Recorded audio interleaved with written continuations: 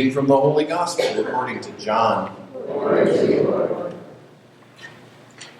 A man named John was sent from God. He came for testimony, to testify to the light, so that all might believe through him. He was not the light, but came to testify to the light. And this is the testimony of John. When the Jews from Jerusalem sent priests and Levites to him to ask him, "Who are you?" he admitted and did not deny it, but admitted, "I am not the Christ." So they asked him, "What are you then? Are you Elijah?" And he said, "I am not." "Are you the prophet?" He answered, "No." So they said to him, "Who are you? So that we can give an answer to those who sent us. What do you have to say for yourself?" He said, "I am the voice of one crying out in the desert, 'Make straight the way of the Lord,' as Isaiah the prophet said." So Pharisees were also sent. They asked him, "Why then do you baptize if you are not the Christ, or Elijah, or the prophet?" John answered them, "I baptize with water, but there is one among you whom you do not recognize, the one who is coming after me, whose sandal strap I am not worthy to untie." This happened in Bethany across the Jordan, from where John was baptizing. The Gospel of the Lord. Praise to you, Lord Jesus Christ.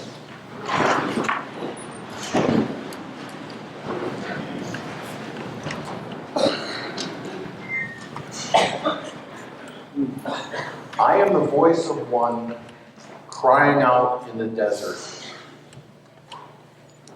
I don't think we really get a sense of what John was experiencing because we don't live in a desert. Unless you've been there, you don't realize how desolate and empty a desert can be. Now, don't get me wrong, there's a certain beauty to that as well. But there's really, especially in January outside of Phoenix, there is nothing there except a cactus or two. And so when I hear this reading about John, I think of him standing in the middle of this open desert, basically nothing and no one around him, but crying out at the top of his voice, "Make straight the way of the Lord." See, I don't think we understand that because we don't live in a desert. Look at this area we live in. We've got the beauty of the lakes. We've got the incredible harvest every year. We've got loving people around us. It's just not a desert. So we can have a disconnect with what John is trying to tell us. But brothers and sisters, I got news for you. We live in a desert. It's a spiritual desert.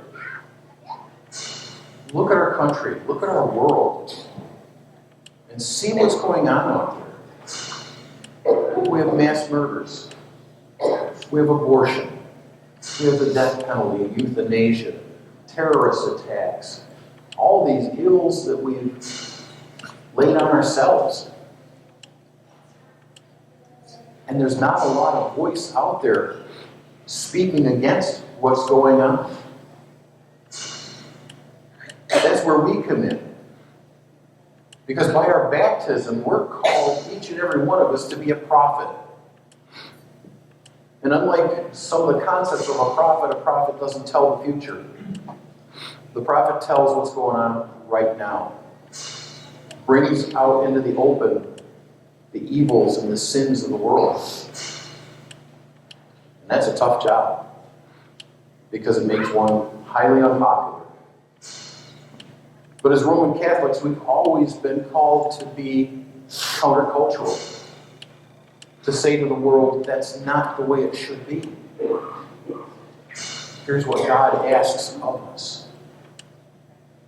And again, that's a tough thing to do with things like peer pressure and regulations and all the other things that kind of limit how we can interact.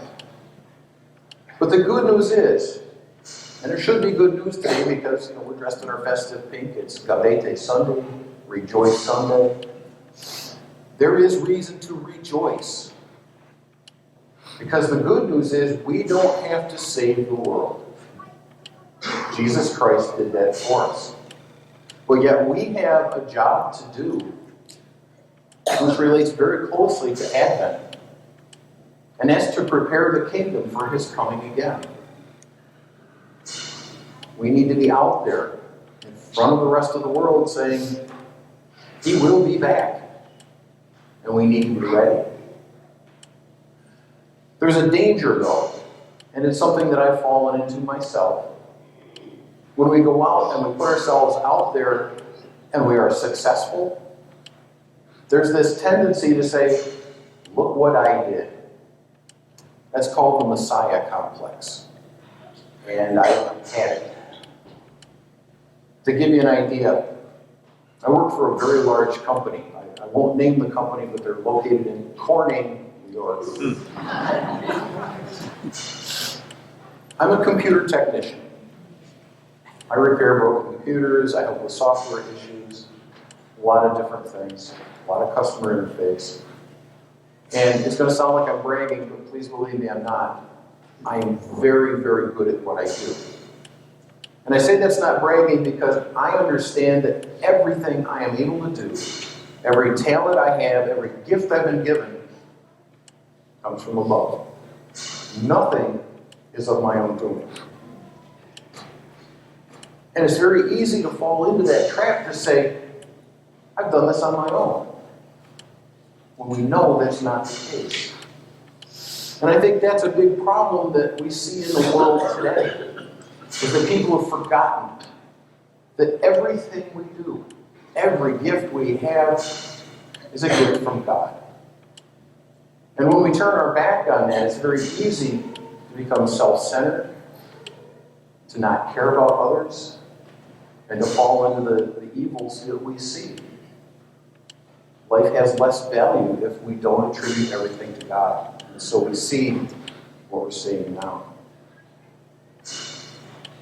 What does it mean for us, though? Well, as Catholic Christians, as I said, we're supposed to be counter to that. We're supposed to be out there saying, look to God. Listen to what he has to say and acknowledge that what we have is thanks to him. See, we need to be like John in this spiritual desert, crying out at the top of his voice, make straight the way of the Lord. We're not going to fix the whole world by ourselves. Again, we don't have to. That's up to God. But we do have our part to play. What we really need to do is we need to live our life as best we can the way Jesus asked us to live. Faithfully, living the commandments, living the Beatitudes, living the great commandment of love one another. If we do that, people are going to look at us and they're going to say, you know what? I can't name it, but you've got something that I want. And eventually, if they see that often enough, God will poke them and say, I can tell you what it is they have. And slowly over time, we'll convert the face of the earth. If we live that kind of life, if we're true to our baptismal call, then not only will the world hear us crying, I'm the voice of one in the desert crying out, make way the straight of the Lord, but they'll see us, and without us saying a word, they'll hear, behold, the Lamb of God